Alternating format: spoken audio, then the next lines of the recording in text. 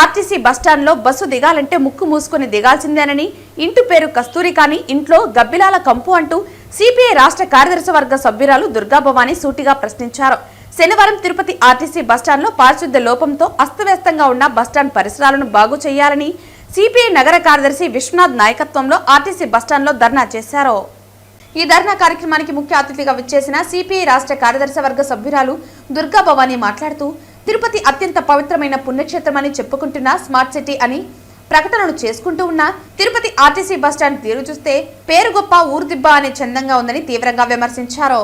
తిరుపతికి భక్తులు ప్రయాణికులు రోజుకు 70,000కు పైగా వస్తూ పోతూ ఉంటారని, ఇలాంటి చోట కనీస మౌలిక వస్తువులైన బాత్రూంలో నీళ్లు ఉన్న బాత్రూంలో శుభ్రత లేకపోవడం, భక్తులకు ప్రయాణికులు తీవ్ర ఇబ్బందులు కలిగిస్తున్న ఆర్టీసీ యాజమాన్యం నిర్లక్ష్య ధోరణి వ్యవహరించడం తీవ్రంగా తప్పుపట్టారు. దీనివల్ల భక్తులకు ప్రయాణికులకు అనారోగ్యాలు వస్తే ఎవరు చూసుకుంటారని ప్రశ్నించారు. ఈ ధర్నా కార్యక్రమంలో సిపిఐ జిల్లా కార్యవర్గ సభ్యులు చిన్నం పెంచలయ్య, కె రాధాకృష్ణ, జె విశ్వనాథ్, బండి చలపతి తదితరులు పాల్గొన్నారు. ఇంటి పేరు కస్తూరి వారి ఇంట్లో గబ్బిలాల కంపెనీ సంబంధంగా ఇవాళ తిరుపతి బస్ స్టాండ్ ఉన్నది స్పష్టంగా కనిపిస్తూ ఉంది. ప్రత్యక్షంగా ఇవాళకి వచ్చి చూసిన దాన్ని బట్టి చూస్తే తిరుపతి బస్ స్టాండ్లో ప్రయాణికుల సౌకర్యాన్ని ఉంచాల్సిన కనీస మౌలిక సదుపాయాల రూపకల్పనలో ఇక్కడ యాజమాన్యం పూర్తిగా వైఫల్యం చెందినట్టు క్లియర్గా కనిపిస్తూ ఉంది. టాయిలెట్స్ బాగాలేదు, వాటర్ సరిగ్గా లేదు. ఇవాళ ఇక్కడ మంచినీళ్ళు తాగిన వాళ్ళు రోగాలు పాలవడానికి ఎలాంటి నిదర్శనం అయినా సరే ప్రత్యక్షంగా కనిపిస్తూ ఉంది. దాంతోపాటు టాయిలెట్స్లోకి వెళ్తే జబ్బు పాలై రావాల్సిందే తప్ప ఆరోగ్యంతో వస్తారనే ఆలోచన మాత్రం విరమించుకుంటే మంచిది. ఈ విషయం మీద భారత కమ్యూనిస్ట్ పార్టీగా ఈ రోజున తిరుపతి బస్ స్టాండ్లో అంత పరిసరాలు మొత్తం పూర్తిగా చూసిన మీదట ఆర్ఎం గారిని కలిసి ఇక్కడ జరుగుతున్న ఏవైతే మౌలిక సదుపాయాలు ప్రభుత్వ వైఫల్యం ఉందో దాంతోపాటు ఇక్కడ నిర్లక్ష్యం, అధికార యంత్రాంగ నిర్లక్ష్యాన్ని కూడా ఆర్ఎం గారి దృష్టికి తీసుకెళ్ళడం జరిగింది. ఆర్ఎం గారికి భారత కమ్యూనిస్ట్ పార్టీగా కొంత టైం బాండ్ పెట్టి టైం బాండ్లోపు ఇక్కడ పరిసరాల పరిశుభ్రత చేయాలని చెప్పడం కూడా జరిగింది. అది కనుక చేయని పక్షంలో భారత కమ్యూనిస్ట్ పార్టీగా పెద్ద ఎత్తున ఆందోళన కూడా సమాయత్తమవుతామని చెప్పడం కూడా జరుగుతుంది.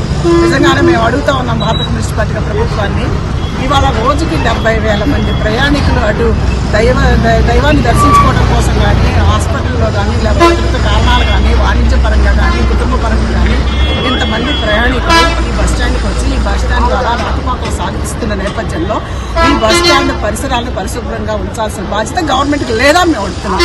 లేదు, దీన్ని నిర్లక్ష్యం చేస్తానే విషయం స్పష్టంగా అర్థమవుతుంది. రాష్ట్రంలో ఉన్న అందరు మంత్రులు, కేంద్ర మంత్రులు అందరూ కూడా ప్రతిరోజు కూడా ఈ తిరుపతి నగరాన్ని సందర్శిస్తూ ఉంటారు. తిరుపతిలో ఏం జరుగుతుందో వాళ్ళకి తెలియదంటే తెలిసినా కూడా నిర్లక్ష్యంగా వ్యవహరిస్తున్న విషయం స్పష్టంగా కనిపిస్తుంది. మీరు కావాల్సింది మీకు డబ్బు, ఆ దైవం ద్వారా వచ్చే డబ్బు, లేకపోతే యూనివర్సిటీ ద్వారా వచ్చే డబ్బు, లేకపోతే వైద్యం ద్వారా వచ్చే డబ్బే తప్ప ఈ ప్రజల ప్రాణాలు వాళ్ళకి అక్కర్లేదనే విషయం స్పష్టంగా మీకు అర్థమవుతుంది. కాబట్టి మాకు అర్థమవుతుంది. కాబట్టి ఇప్పటికైనా ప్రజారోగ్యం మీద దృష్టి పెట్టి ఈ బస్టాండ్ని పరిసరాలని వెంటనే ఇమీడియట్లీగా ఏదైతే లోపాలు కనిపిస్తే ఆ లోపాలను సరిచేసే పరిస్థితులు బాగు చేయాలని చెప్పేసి భారత కమ్యూనిస్ట్ పార్టీకి అడుగుతున్నాం. లేని పక్షంలో దీని పర్యాసాన్ని ఇంకో రకంగా ఉంటుంది. ఇది రాష్ట్ర ప్రభుత్వానికి కూడా పెద్ద ఎత్తున పోరాటానికి సంసిద్ధం అయ్యేటట్టుగా ఒక ఉద్యమ రూపంలో ఇది వెళ్తుందనే విషయాన్ని మేము ప్రభుత్వాన్ని కూడా హెచ్చరిస్తున్నాం.